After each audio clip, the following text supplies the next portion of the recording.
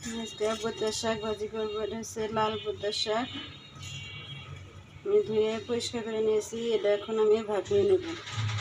আমি এখন চুলা থেকে নামিয়ে নেব।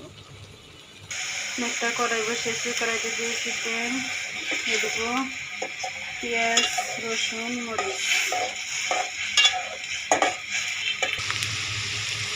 মরিচ পেঁয়াজ ভালো করে ভেজে নেব। একটু লাল লাল হলে আমি ভিতরে শাকগুলো দিয়ে দেব। এখন আমার পেঁয়াজ ভাজা হয়ে গেছে, আমি এখন শাকগুলো দিয়ে দেবো। এখন শাকগুলো আমি পানি ঝরিয়ে সুন্দর করে তুলে নিয়েছি। আমি এখন এই শাকগুলো হচ্ছে পুঁতার শাক। এরকম করে ভাজি করে খাবেন, অনেক মজা।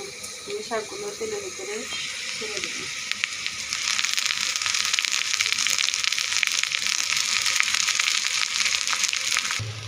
শাকগুলো দিয়ে ছেড়ে দেবো স্বাদ মতো লবণ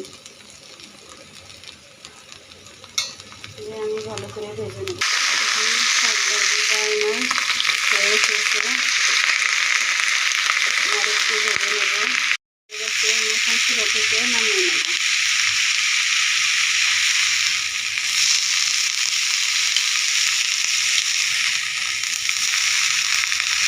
এখানে আমার শাক ভাজি হয়ে গেছে।